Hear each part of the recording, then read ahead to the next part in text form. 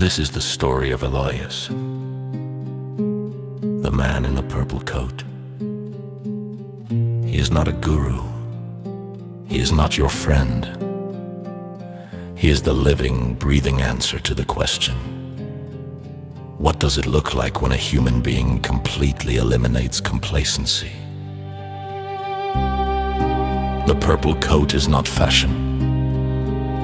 It is a mantle of isolation.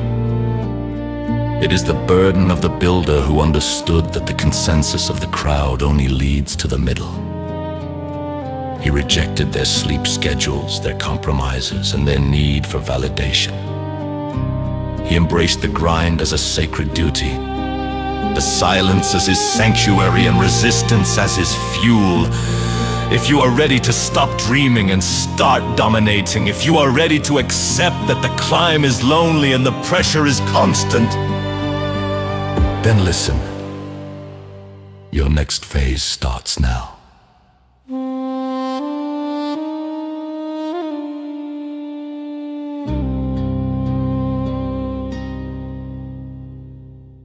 The rain hits the glass, but inside, the air is still, and Elias stands with his back to the room, looking out at a city that is drowning in sleep. He wears the purple coat. It is long, it is structured, and above all, it is heavy. He does not wear it for warmth, he wears it because he needs to feel the weight. Most of you spend your entire lives trying to get comfortable. You buy softer mattresses, you look for easier jobs. You surround yourself with people who agree with you, who pat you on the back, who tell you that you're doing great even when you are standing still. You are addicted to the feeling of lightness. You want the burden taken off your shoulders. Elias turns from the window, the room is empty, it is just him, the silence, and the work. You are asking for a lighter load, he says, his voice cutting through the quiet. I am begging for a stronger back. Alive good enough. The greatest trick the world ever played on you was convincing you that average is safe. They told you that if you keep your head down, do what you're told, and color inside the lines, you will be happy. Look around you. Are they happy? Or are they just sedated? There is a violence in being average. It kills your potential. It suffocates the fire that was burning in your chest when you were a child. You remember that fire, the one that made you think you could be an astronaut, an inventor, a king. Where did it go? I'll tell you where it went. You traded it for comfort. You traded it for a weekend off. You traded it for the approval of people whose opinions shouldn't matter to you. The man in the purple coat works alone because he realized that the crowd is walking off a cliff. To turn around, to walk against the flow of traffic, requires a level of arrogance that society calls madness. Let them call you mad, let them call you obsessed. Obsession is just a word lazy people use to describe dedication, the cathedral of silence. Why do you fear being alone? You pull out your phone the second there is a lull in conversation. You turn on the TV the moment you walk into your house. You cannot stand the silence because in the silence you have to hear your own thoughts, and your thoughts are telling you that you are wasting your time. Elias lives in the silence. He wraps the purple coat around himself like a monk's habit. In the silence, there is no applause, there are no likes, there is no validation, there is only the mirror, and the mirror does not lie. If you want to build something that lasts, whether it is an empire, a masterpiece, or a new version of yourself, you must learn to love the dark. You must learn to work when no one is watching. You must learn to clap for yourself, because the world will not clap for you until you are already at the finish line. The work you do in the dark is what puts you in the light. The purple bruise. They ask about the coat, why purple?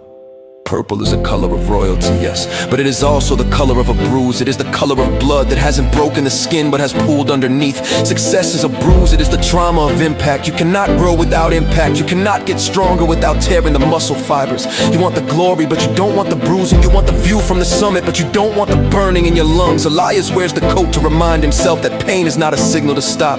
Pain is a signal that you are alive. If your life is easy, if your days are seamless, if you never feel that ache in your chest that screams, I can't do this, then you are already dead. You are just a ghost haunting a comfortable life. The invitation.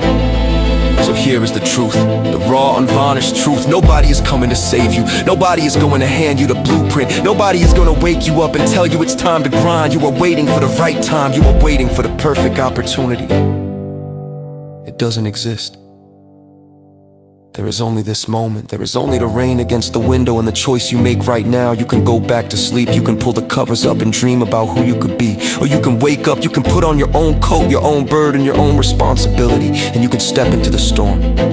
Elias turns back to the window. The reflection shows a man who is tired, yes, but a man who is unbroken. The work is waiting, he whispers, and it doesn't care if you're ready. Elias is still standing. The purple coat, once again, feels like forged iron. It is 7 a.m., and the rest of the world is attempting to find balance. They call it a virtue, they call it healthy, they call it sustainable. Elias calls it a sedative for the ambitious. Let me tell you the truth, they don't want you to hear. Balance is the compromise of the mediocre. It is the mathematical equation designed to keep you precisely in the middle. Never too high, never too low. It is the guarantee that you will never truly fail, but more dangerously, that you will never truly dominate. The fiction of the 50-50 split. You cannot build an empire and live a balanced life. You cannot change the world by clocking out at 5 p.m. Think about the men and women who shifted culture, who engineered revolutions, who created the bedrock of the modern world.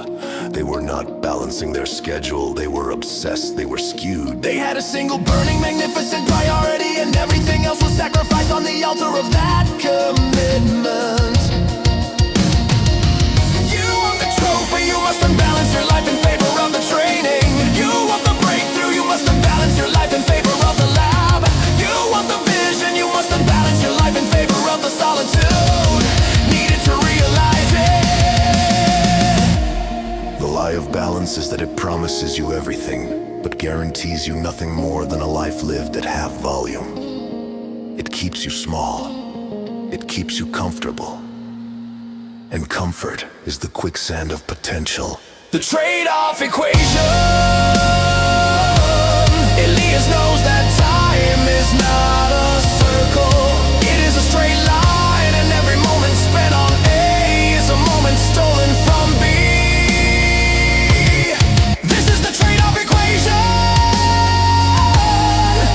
And the truly successful understand that the answer must always be ruthless. When people talk about work-life balance, they are prioritizing their leisure time, their downtime, their escape from the work. Elias prioritizes the output. He prioritizes the impact. If you are giving 50% to your work and 50% to your leisure, you are losing 100% of your chance at greatness. You must be willing to sacrifice the temporary joy of leisure for the lasting satisfaction of legacy. Do not try to fit the grind into your life. You must fit your life into the grind.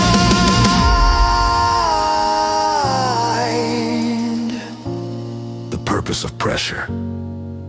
The purple coat is a symbol of pressure. When Elias puts it on, he is not just wearing fabric, he is wearing the expectation of excellence. Pressure is where growth happens. Pressure is where iron becomes steel. Pressure is what separates the people who talk about achieving from the people who are actually doing the difficult, ugly, necessary work. If you are always seeking the equilibrium, the smooth, easy path, you will remain soft.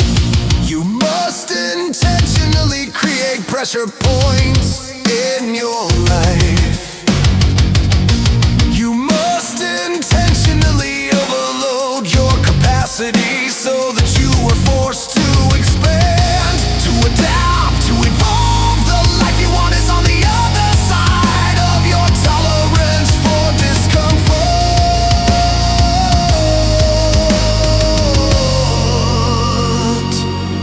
Abandon the middle. Look at your life today. Where are you seeking comfort? Where are you choosing the easy way? Where are you settling for the middle ground?